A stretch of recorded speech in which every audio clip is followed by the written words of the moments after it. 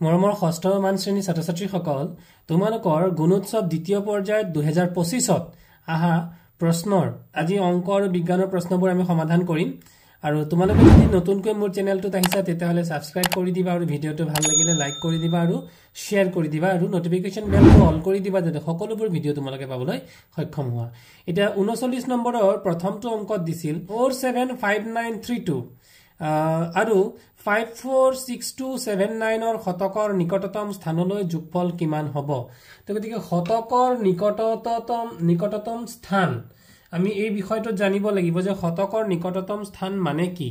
এতিয়া ছাত্ৰ-ছাত্ৰীসকল তোমালোকক এটা বস্তু দেখাবলৈ যত্ন কৰিম যে ধৰি লোৱা ইয়াতে লিখা আছে 249 টোত কিন্তু আমি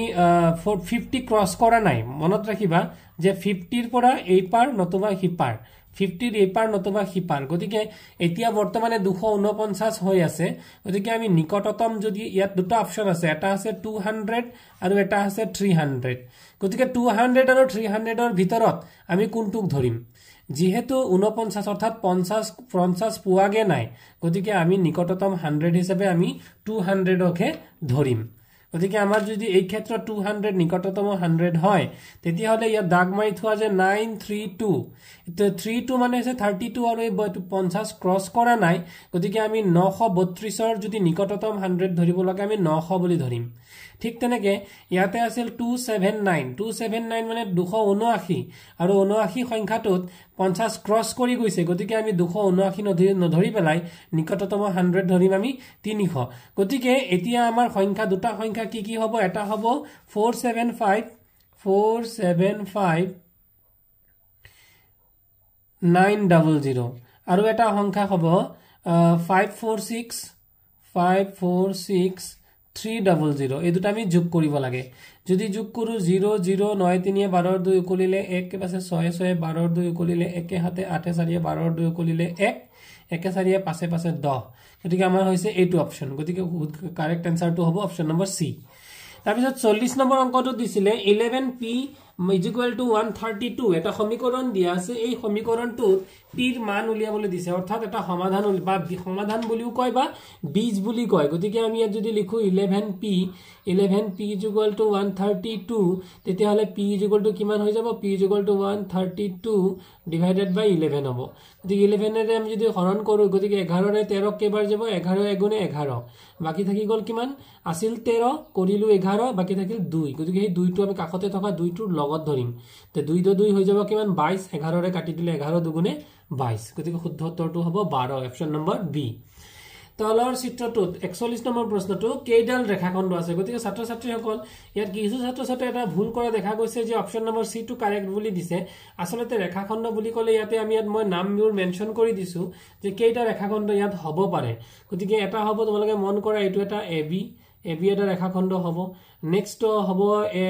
বিসি আমি বি ৰ পৰা সি লৈ এটা ৰেখাখণ্ড হ'ব এৰ পৰা বি লৈ এটা ৰেখাখণ্ড হ'ব তাৰ পিছতে সিডি আৰু এইটো সিডি এটা ৰেখাখণ্ড এডি এটা ৰেখাখণ্ড এতিয়া এ আৰু সি ইয়াত মই লিখি গৈছো যে এ আৰু সি এটা কমপ্লিট ৰেখাখণ্ড বি আৰু ডি এটা কমপ্লিট ৰেখাখণ্ড কিন্তু বহুতে এই যে ও বি ও ডি ও এ ও সি এইবোৰক কিন্তু ৰেখাখণ্ড বুলি ভবা নাই আসলতে এইবোৰ ৰেখাখণ্ডই হ'ব গতিকে টোটাল ৰেখাখণ্ড কিমানটা হৈ গল আমাৰ ইয়াত মুঠতে হৈ গল 10 টা গতিকে কাৰেক্ট অপচন হ'ব 10 তাৰ পিছত 42 নম্বৰ প্ৰশ্নটো আছিল এটা আয়তৰ দিক 6 সেন্টিমিটাৰ আৰু প্ৰস্থ 4 সেন্টিমিটাৰ হলে আয়তটোৰ পৰিসীমা কিমান হ'ব এটা ছাত্ৰ-ছাত্ৰীসকল আমি জানো যে আয়তৰ পৰিসীমাৰ সূত্ৰটো হৈছে 2 পূৰণ দিক যোগ প্ৰস্থ গতিকে আমি 2 পূৰণ দিক আৰু প্ৰস্থ মিলাই কিমান হ'ব দিক হৈ গল 6 সেন্টিমিটাৰ প্ৰস্থ হৈ গল 4 সেন্টিমিটাৰ 6 4 কিমান হৈ যাব 10 সেন্টিমিটাৰ গতিকে 2 10 গুণে হৈ গল 20 সেন্টিমিটাৰ গতিকে শুদ্ধ অপচনটো হ'ব অপচন নম্বৰ 42 43 নম্বৰ অংকটোত আছিল যে আমাক এটা চিত্ৰলেখ দিছে এটো এটা চিত্ৰলেখ গতিকে চিত্ৰলেখটোত সবতকৈ আটাইতকৈ ডাঙৰ সংখ্যাটোৰ পৰা আটাইতকৈ সৰু সংখ্যাটো যদি আমি বা ডিফাৰেন্সটো যদি উলিয়াও তেতিয়ালে প্ৰশ্নটো দিছিলে যে কোন এখন বিদ্যালয়ৰ শ্ৰেণী সদস্য ক্লাবৰ সদস্য চিহ্নিত কৰিছে কোনটো শ্ৰেণীৰ সদস্যৰ সংখ্যা দশম শ্ৰেণীৰ সদস্য সংখ্যাৰ 4 গুণ হ'ব কিমান গুণ বুলি কৈছে 4 গুণ কাৰ দশম শ্ৰেণীৰ গতিকে দশম শ্ৰেণী কোনটো ইয়াতে দশম শ্ৰেণী হৈছে এইটো দশম শ্ৰেণী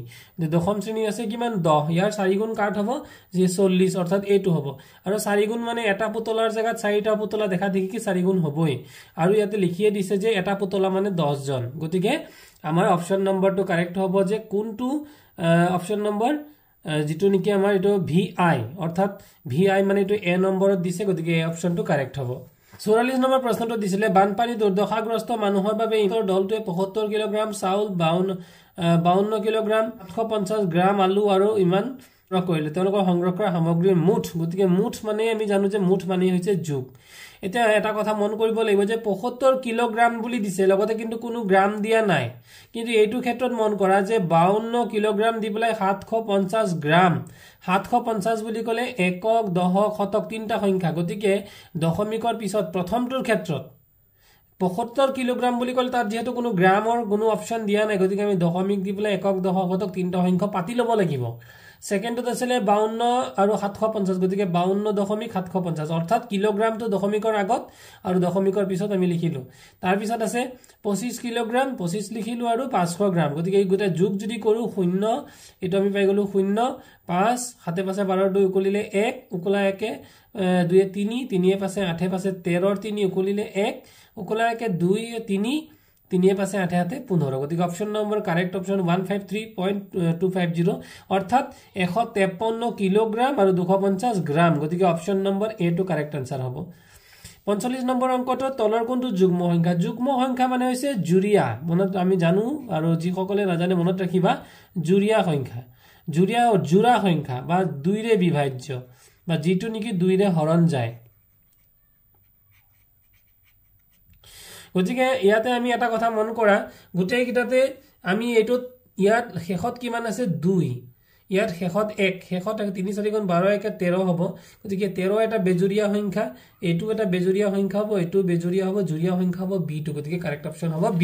46 নম্বৰ অংকটো দিছিলে 4টা অংকৰে গঠিত সংখ্যা এটা যুগ্ম হ'বলৈ তলৰ কোনটো শুদ্ধ হ'ব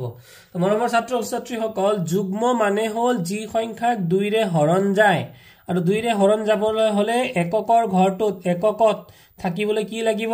যে লাষ্টৰ এক প্ৰথমৰ ঘৰ সংখ্যাটোত সদায় 0 বা 2 বা 6 বা 8 বা 4 থাকিব লাগিব তেতিয়া হলে সদায় কি হ'ব 2 ৰে বিভাজ্য হ'ব অৰ্থাৎ যুগ্ম হ'ব গতিকে যদি যুগ্ম হয় তেতিয়ালে কি লিখিছে ইয়াতে অপচন নম্বৰ সি এককৰ স্থানৰ অংকটো যুগ্ম যে এককৰ স্থানৰ অংকটো যুগ্ম হ'ব লাগিব অৰ্থাৎ 0 2 6 বা 8 বা 4 হ'ব লাগিব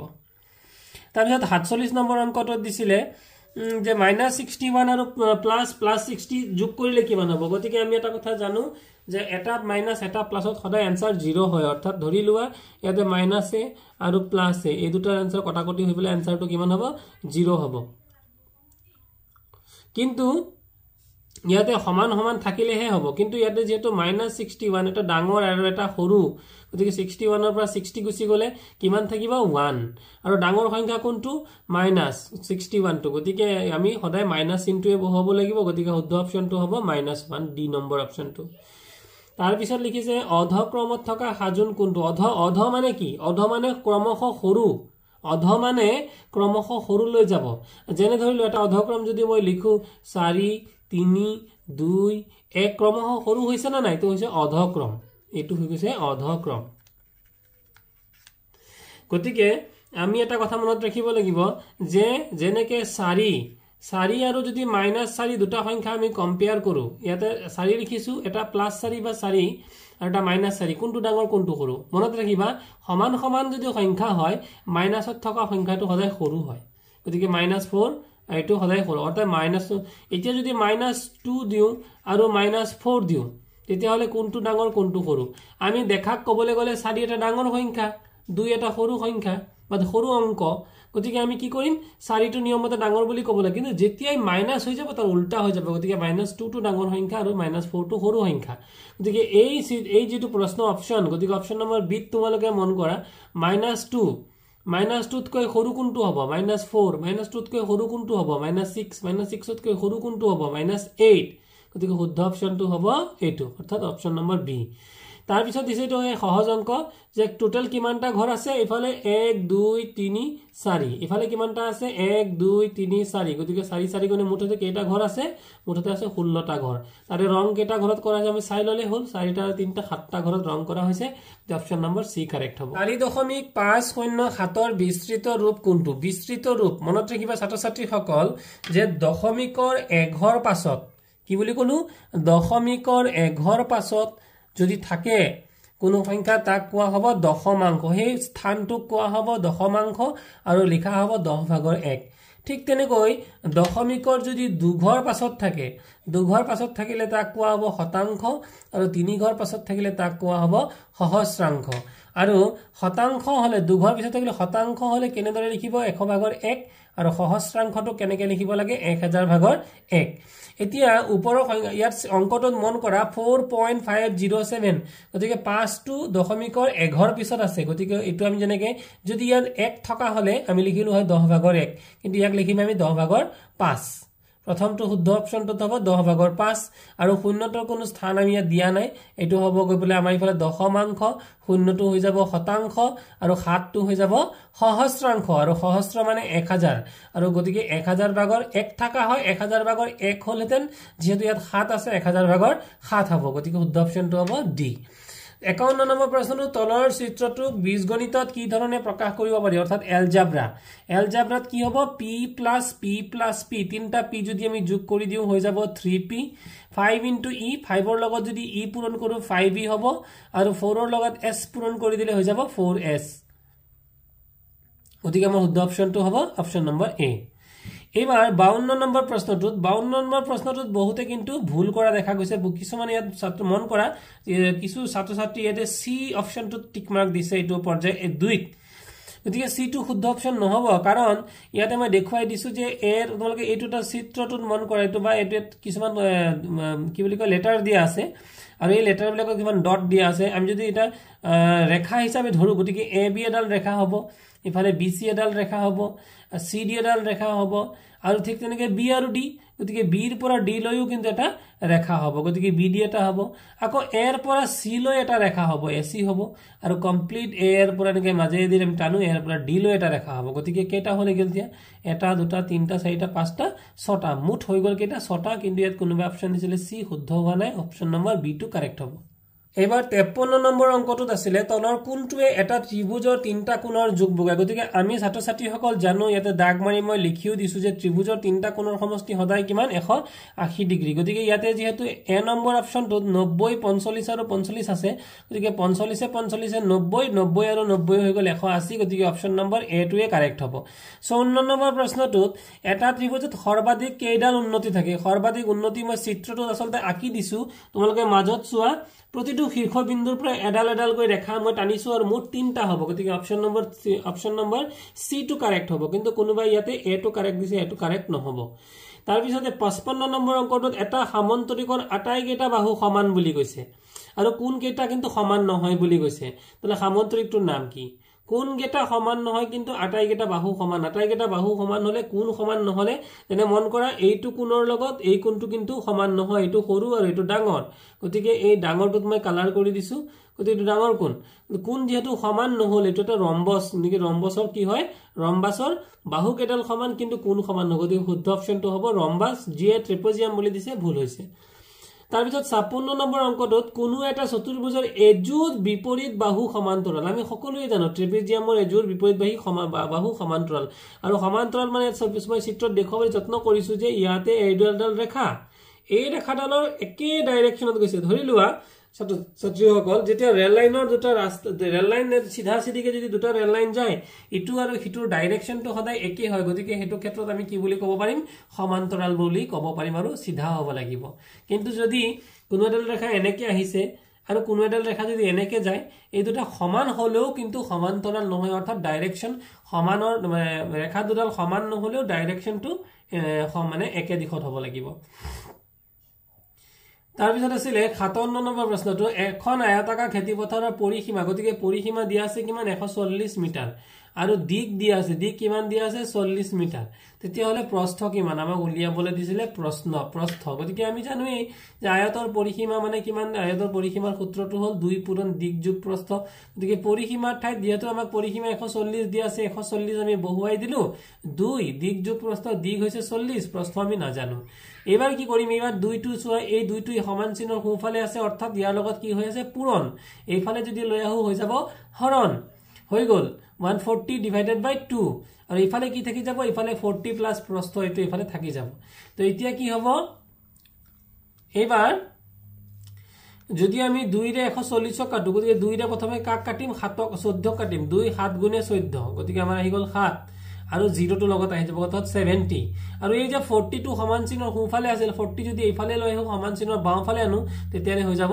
মাইনাস গতিকে 70 - 40 হৈ যাব 30 আমাৰ আনসাৰ 58 নম্বৰ অংকটোত আছিল যে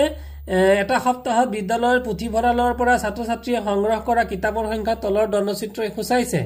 গতিকে আটাইতকৈ ইয়াতে কৈছে কি আটাইতকৈ বেছি আৰু আটাইতকৈ কম কিতাপৰ সংখ্যাৰ পাৰ্থক্য আৰু পাৰ্থক্য মানে মনত ৰাখিবা পাৰ্থক্য মানে হৈছে বিয়োগ আটাইতকৈ বেছি কিমান এটা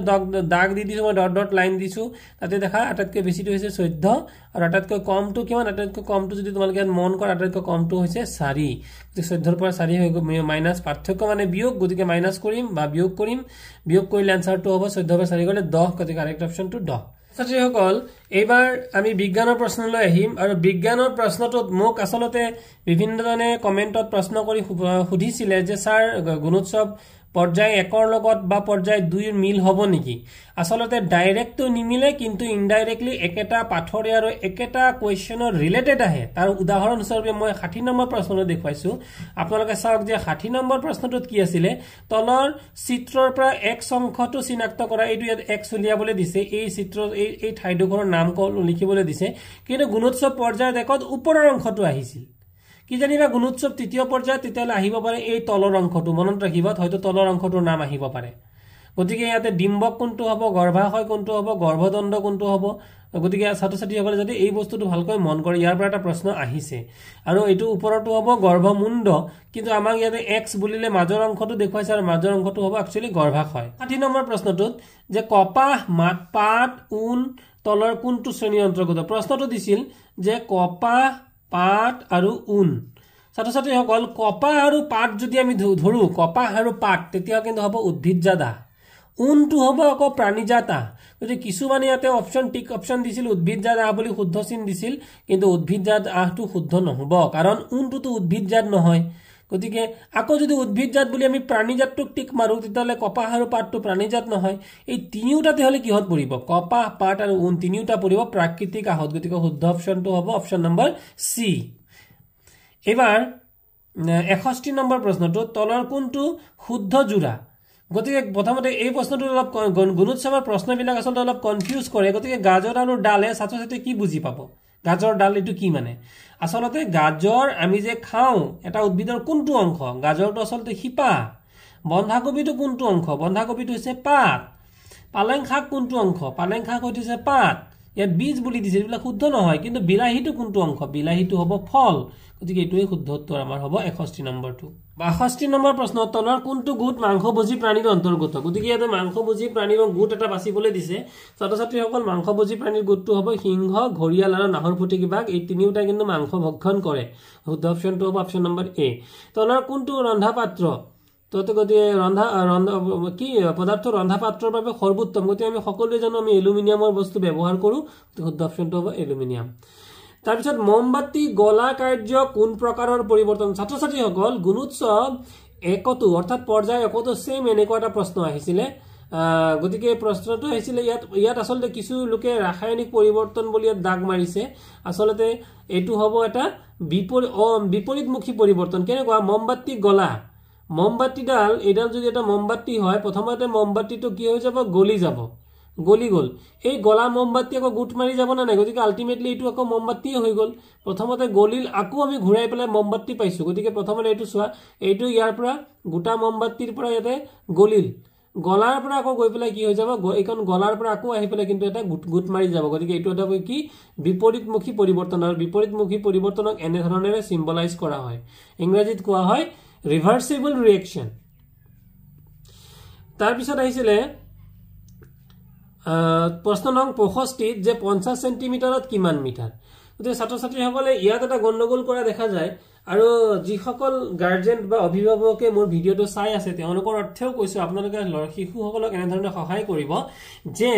এই প্ৰশ্নটোৰ উত্তৰ আমি চাব লাগিব যে সেন্টিমিটাৰত কিমান মিটাৰ অৰ্থাৎ আমি কি কৰিব লাগিব সেন্টিমিটাৰটোক আমি নিব লাগিব মিটাৰলৈ গতিকে এতিয়া আমি এটা কথা জানিব লাগে যে সেন্টিমিটাৰ এটা ডাঙৰ একক নে মিটাৰ এটা ডাঙৰ একক গতিকে এইটোৰ পৰা আমি গম পাই যাম যে মিটাৰ ডাঙৰ তাৰ পিছত ডেসিমিটাৰ ডাঙৰ তাৰ পিছত সেন্টিমিটাৰ ডাঙৰ তেতিয়াহলে আমি বুজি পালো নিশ্চয় মিটাৰটো ডাঙৰ আৰু সেন্টিমিটাৰটো সৰু একক আচ্ছা এতিয়া আৰু এটা ৰুল হল কি যে সৰু এককৰ পৰা যদি আমি ডাঙৰ এককলৈ লৈ যাব লগিয়া হয় তেতিয়া আমি ৰুলটো হৈছে হৰণ গতিকে এইখিনি বস্তু মই ডিটেইলছত বুজাইছো তো এতিয়া কি কৰিব লাগিব তেতিয়ালে আমি হৰণ কৰিব লাগিব এতিয়া প্ৰশ্নটো হল 50 সেন্টিমিটাৰক আমি কিহেৰে হৰণ কৰিম সেন্টিমিটাৰ আৰু মিটাৰৰ সম্পৰ্কটো হৈছে 100 সেন্টিমিটাৰে 1 মিটাৰ 100 কিয় কাৰণটো হল ছাত্ৰছাত্ৰীসকল মন কৰিবা যে সেন্টিমিটাৰৰ পৰা ডেসিমিটাৰ হৈছে এটা ধাপ ডেসিমিটাৰৰ পৰা মিটাৰলৈ এটা ধাপ গতিকে মুঠতে কেইটা ধাপ হৈ গল দুটা ধাপ গতিকে এটা 0 আৰু এটা 0 যদি আমি ধৰো তাহলে আগত যদি 1 লগাই দিও তাহলে কিমান হৈ যাব 100 গতিকে আমি এক 100 এৰে হৰণ কিয় হৰণ এটো কাৰণে যেহেতু সৰু এককৰ পৰা ডাঙৰ এককলৈ আমি পৰিৱৰ্তন কৰি আছো আৰু পৰিৱৰ্তন কৰোতে কৰিব লগা নিয়মটো হৈছে হৰণ গতিকে এই বিষয়ক আৰু যদি ভিডিও লাগে ছাত্ৰছাত্ৰীসকল তোমালোকে মোৰ সেন্টিমিটাৰৰ পৰা গ্ৰাম সেন্টিমিটাৰ এককৰ পৰিৱৰ্তন কিদৰে কৰিব লাগে তাৰ ওপৰত এটা ধুনিয়াকৈ ইংৰাজী আৰু অসমীয়া মাধ্যমত এটা ভিডিও প্ৰস্তুত কৰি থোৱা আছে তোমালোকে প্লেলিষ্টত গলে পাই যাবা পঞ্চম মান শ্ৰেণীৰ প্লেলিষ্টত গলে সেই ভিডিওটো পাবা কেঁচুৰ শ্বাস প্ৰশ্বাসৰ ধৰণ কি কেঁচুৱে কেনে ধৰণটো সুধিছে গতিকে ইয়াতে দিছে ছিদ্ৰ ছাল গতিকে কেঁচুৱে ছালেৰে উশাহ নিশাহ লয় গতিকে শুদ্ধ উত্তৰটো ছালেই হ'ব তাৰ পিছত আহিছিল আমাৰ শৰীৰৰ কোনটো অংশ সম্পূৰ্ণকৈ ঘূৰে আমাৰ শৰীৰৰ কোনটো অংশ সম্পূৰ্ণকৈ ঘূৰে ইয়াতে সম্পূৰ্ণকৈ ঘূৰা কোনোবা ইয়াতে কিলাকুটি বুলি দিছে আসলে কিলাকুটিটো আমাৰ সম্পূৰ্ণকৈ নুঘূৰে কিন্তু আমাৰ হাতখন যদি আমি ঘূৰাও 300 হাতখন যদি আমি ঘূৰালে 360 ডিগ্ৰী হিচাপতে ঘূৰে গতিকে শুদ্ধ অপচনটো হ'ব বাহু কিলাকুটি নহব তাৰ পিছত দিছে তলৰ ছবিখনত কোন ধৰণৰ গতি দেখুৱা হৈছে গতিকে এই চিত্ৰটো আহিছে ছাত্ৰছাত্ৰীসকল আৰু যিসকলে মোক প্ৰশ্ন কৰিছিলে যে গুণোৎসৱ একৰ লগত সেম প্ৰশ্ন আহিব নেকি একদম ৰিলেটেড আহে এইটো হৈছে ঘূৰ্ণন গতিৰ পৰা বা প্ৰশ্ন দিছে বা বৃত্তীয় গতিৰ পৰা প্ৰশ্ন দিছে এইটো হৈছে বৃত্তীয় গতি অপচনতে দিছিলে গতিকে শুদ্ধ অপচনটো বৃত্তীয় গতি কিন্তু পৰ্যায় একত অহা প্ৰশ্নটো এনে ধৰণৰ আছিল যে এই গতিটো কি গতি এই গতিটো এটা জুলনাত এটা বাচ্চাই জুলি থকা এটা ছবি আছিল যে কি গতি উত্তৰটো হ'ব দুলন গতি গতিকে হেতু আছিল দুলন গতি কিন্তু এবাৰ আমাৰ প্ৰশ্নটো আহিল এটা বৃত্তীয় গতিৰ ওপৰত গতিকে পৰ্যাবৃত্ত গতি আৰু বৃত্তীয় গতি এই সম্পৰ্কে ছাত্ৰছাত্ৰীক কিছু ধাৰণা দিবলৈ যত্ন কৰিব বায়োলজিৰ হাড়ৰ ওপৰত প্ৰশ্ন গতিকে যোৱাবাৰ আহা চিত্ৰটো একেছেম এনেকুৱা এটা হাড়ৰ চিত্ৰ দিয়া হৈছিল আৰু সুধিছিল যে এই হাড়টোৱে কোনটো পাৰ্টৰ বা এই হাড়খনৰ নাম কি সেম এবাৰো এটা আহিছে যে এই হাড়খনৰ নাম ইকন এটো লাউখোলাৰ হাড় নহয় আসলতে এটো ককাল আৰু ভৰিৰ লগত কানেক্টেড এটা হাড় এটো লাউখোলাৰটো নহয় আৰু কান্ধৰ হাড়ও নহয় আৰু কামি হাড়ৰ খজা কামি হাড় মানে হৈছে আমাৰ যেটো নেকি আমাৰ বুকুৰ ওচৰত কামি হাড় থাকে সেইবিলাক নহয় এটো হৈছে শ্ৰেণীৰ হাড় শুদ্ধ অপচনটো অপচন নম্বৰ এ 70 নম্বৰ প্ৰশ্নটো আছিল উদ্ভিদৰ কোন অংশই খাদ্য প্ৰস্তুত কৰে একেবাৰে সহজ প্ৰশ্ন খাদ্য প্ৰস্তুত কোনে কৰে পাতে কৰে 71 নম্বৰ প্ৰশ্নটো কি প্ৰক্ৰিয়াৰ দ্বাৰা তিতা কাপোৰ শুকায় নিশ্চয় বাষ্পীভৱন গতিকে শুদ্ধ অপচনটো হ'ব অপচন নম্বৰ এ 72 নম্বৰ প্ৰশ্নটো আছিল কোনটো পুষ্টিকৰ পদাৰ্থ শৰীৰ বৰ্ধক খাদ্য বুলি কোৱা হয় শৰীৰ বৰ্ধক হ'ব অদাই প্ৰটিন 73 নম্বৰ প্ৰশ্নটো আহিছিল তলৰ কোনবিধ প্ৰক্ৰিয়াৰে কপাহৰ আহবোৰ ফনিয়াই গুটিবোৰৰ পৰা পৃথক কৰা হয় এটো অপচনটো হ'ব নিউটনি এটো তোমালোক আসলে ক্লাস 6 ৰ এটা পাঠেই আছে বিজ্ঞান তাৰ ধুনিয়াকে তোমালোকেটো এই সন্দৰ্ভত ধুনিয়া এটা পাঠ আছে গতি তাৰ নিউটনি তোমালোকে পাইছা শুদ্ধ অপচনটো হ'ব নিউটনি 74 নম্বৰ প্ৰশ্নটো দিছে যে তলৰ কোনটো প্লে কাৰ্ড সমতল দাপনত একে দেখাব গতিকে ছাত্ৰছাত্ৰীসকল মন কৰা ইয়াত ডি আছে এটো 1 নম্বৰ এটো 2 নম্বৰ এটো 3 নম্বৰ কিন্তু এবাৰ যদি 3 নম্বৰটোক আমি 1 নম্বৰ 2 নম্বৰটো 2 নম্বৰতে থাকিল আৰু 1 নম্বৰটোক যদি 3 নম্বৰত দিও তেতিয়া হলো ডেডে হ'ব সেম হ'ব ঠিক তেনেকে এটো হ'ব কি পি ও পি এনেকে চেঞ্জ কৰি দিলে পজিশন সেমে ওলাব মম টু সেমে ওলাব কিন্তু লেন টু যদি আমি এন টু আগলে লৈ আহো এল টু পিছলৈ লৈ যাও দাপনৰ বাবে তেতিয়া হলে কিন্তু এটা মান লেন টু হৈ গল কি নেল গতিকে এটো পৰিৱৰ্তন হৈ গল গতিকে এটো আমাৰ কি হ'ব চেঞ্জ হৈছে গতিকে অপচন নম্বৰ ইয়াতে কি দিছিলে অপচন নম্বৰ এ সি আৰু ইফালে বি দিছিলে ইফালে ডি দিছিলে গতিকে কাৰেক্ট আনসাৰটো হ'ব ডি এটো আমাৰ কাৰেক্ট আনসাৰ হ'ব নম্বৰ প্ৰশ্নটোৰ লগত সেম প্ৰশ্ন দিছিলে গুণোৎসৱ পৰ্যায় একতো এনেকুৱা ধৰণৰ এটা স্কেল দিছিলে এটা মোমবাতি দিছিলে সৰি এটা পেন্সিল দিছিলে যে পেন্সিল ডালৰ জোখ কিমান আৰু এই ধৰে আমি এটা ইয়াত মন কৰা যে 2 ৰ পৰা 3 1 সেমি 3 ৰ পৰা 4 1 সেমি 4 ৰ পৰা 5 1 সেমি কিমান হল 3 সেমি 1 2 3 ইয়াত আধা আৰু ইয়াত আধা আধাই আধাই 1 গতিকে মুঠ কিমান সেন্টিমিটাৰ হ'ব 4 সেন্টিমিটাৰ এটো শুদ্ধ অপচনটো হ'ব 4 তাৰছতে গল 76 নম্বৰ প্ৰশ্নটোত আহিছিলে জৈবিক আৰু অজৈবিকৰ ওপৰত প্ৰশ্ন গতিকে আমি জৈবিক আৰু অজৈবিকৰ ডিফাৰেন্সটো জানিব লাগিব যে অজৈবিক নো কাক কয় অজৈবিক হেবুৰক কয় যিয়ে নেকি উখা নিখা নলয় যিয়ে বংশবৃদ্ধি নকৰে আৰু যি খাদ্য নাখায় গতিকে হেবুৰে হ'ব অজৈবিক গতিকে অপচনটো বাছিবলৈ দিছে তো অপচন নম্বৰ কাৰেক্ট অপচনটো হ'ব আমাৰ মাটি বায়ু আৰু পানী কাৰণ মাটি হওক বায়ু হওক এইবিলাকে বংশবৃদ্ধি নকৰে গতিকে এটো হ'ব অজৈবিক কিন্তু ডি নম্বৰ অপচনটো ভুল এটো কাৰণে হ'ব প্ৰথমতে মাছ দিছে মাছটো জৈবিক বায়ুটো অজৈবিক ভেটফুলটো আকৌ জৈবিক গতিকে মিক্স হৈ আছে গতিকে আমাৰ সম্পূৰ্ণকৈ অজৈবিক বাছিবলৈ দিছে গতিকে option number B two correct হ'ব 77 নম্বৰ প্ৰশ্নটো এটা প্ৰশ্ন দিছিলে তলত দিয়া কোনটো বস্তু বৰ্তনীৰ খালি ঠাইত সংযোগৰ পিছত বাল্বটো জ্বলিব বুলি সুধিছে গতিকে বাল্ব কেতিয়া জ্বলে যে এটা কথা তোমালোকে জানিবা ছাত্ৰ ছাত্ৰীসকল যে বিদ্যুৎ চালিত হলে তেতিয়া বাল্ব জ্বলিব হয়নে বাৰু কিন্তু বিদ্যুৎ চালিত কেতিয়া হ'ব বিদ্যুতৰ সুপৰিবাহী হ'ব লাগিব আৰু সুপৰিবাহী কোনবোৰ বস্তু প্লাষ্টিকৰ ফনি প্লাষ্টিক কেতিয়াও বিদ্যুতৰ সুপৰিবাহী নহয় জুই খলাৰ কাঠ তোমালোকে যদি জুইত দিয়া এটা মূৰৰ পৰা ইটো মূৰৰ যদি তাপো পৰিবাহী নহয় আৰু বিদ্যুতৰো পৰিবাহী নহয় গতিকে বিদ্যুতৰ পৰিবাহী হ'ব ধাতু গতিকে ধাতুৰ চাবি যি কাৰেক্ট অপচনটো হ'ব অপচন নম্বৰ এ ধাতুৰ চাবি গতিকে ছাত্ৰ ছাত্ৰীসকল গুণোৎসৱ পৰ্যায় 2 এ আছিল বিজ্ঞান আৰু অংকৰ প্ৰশ্নবোৰ এনে ধৰণৰ প্ৰশ্নবোৰ তোমালোকে পাই থাকিবৰ বাবে মোক কমেন্ট বক্সত কিবা লাগিলে মোক জনাবা আৰু তোমালোকক তৃতীয় পৰ্যায়ৰ গুণোৎসৱৰ বাবে শুভেচ্ছা জ্ঞাপন কৰি আজিৰ ভিডিঅ'টো ইয়াতে সমাপ্ত কৰিছো থ্যাংক ইউ